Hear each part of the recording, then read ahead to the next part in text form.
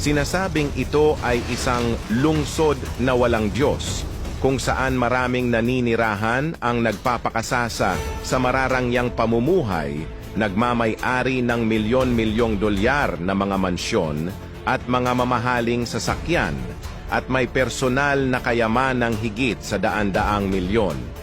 Para sa kapakanan ng reputasyon at katayuan, handa silang ibenta ang kanilang kaluluwa sa demonyo. Hindi sila sumasamba sa Diyos at ang ilan ay lantaran pang kinukutya siya. Pagkalipas lamang ng 48 oras pagkatapos ng kanilang pangungutya, nagkaroon ng wildfire sa lungsod. Hindi lang isang wildfire, kundi 6 na sunod-sunod na sunog. Ang kayamanan, mansyon, at mga mamahaling sasakyan ay naging abo magdamag na parang eksena ng katapusan ng mundo.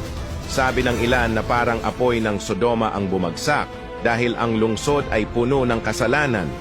Inilarawan naman ito ng iba na parang impyerno sa lupa, ngunit hindi tulad ng sa impyerno, may pagkakataong pang makatakas.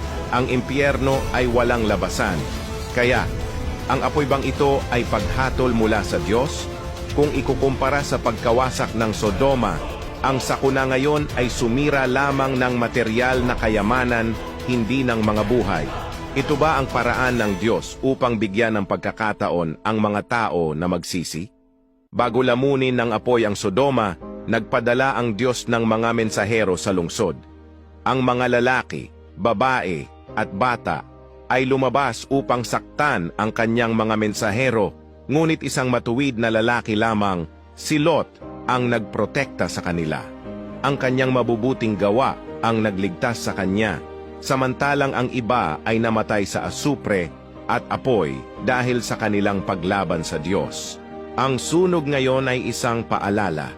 May kaparusahan ang pagsalungat sa Diyos. Kung hindi tayo magsisisi at hindi tayo maituturing na matuwid tulad ni Lot, haharap tayo sa ganap na pagkawasak tulad ng Sodoma. Sabi ng Diyos, sa madaling sabi, kapag nagagalit ang Diyos sa tao, umaasa siya na makakaya ng tao na magsisi ng tapat at umaasa siya na makikita ang tunay na pagsisisi ng tao kung saan ay patuloy niyang bukas palad na ipagkakaloob ang kanyang awa at pagpaparaya sa tao. Ibig sabihin nito na ang masamang pag-uugali ng tao ang nagdudulot ng puot ng Diyos, samantalang ang awa at pagpaparaya ng Diyos ay ipagkakaloob sa mga nakikinig sa Diyos at tunay na nagsisisi sa harap niya, sa mga makatatalikod sa kanilang masasamang gawi at maiiwan ang karahasan sa kanilang mga kamay. Marahil ang sunog ay hindi nangyari mismo sa tabi mo, ngunit ang malalaking sakuna ay hindi malayo. Maaaring hindi mo iniinsulto o sinasalungat ang Diyos, ngunit posibleng unti-unti kang nalalayo sa Kanya dahil sa tukso ng pera, sa makamundong kasiyahan, o sa sobrang pagiging abala. Kaya't kailangan nating lahat na magsisi. Ngayon, isang lungsod pa lamang ang nasusunog, ngunit sa huli ang buong tiwaling mundo ay haharap sa pagkawasak. Ito na ang huling pagkakataon natin upang magsisi. Nais ng Diyos na makita ang lahat na magsisi. Ayaw niyang masunog muli ang mga tao sa apoy, ni ayaw niyang may mapunta sa walang hanggang apoy ng impyerno.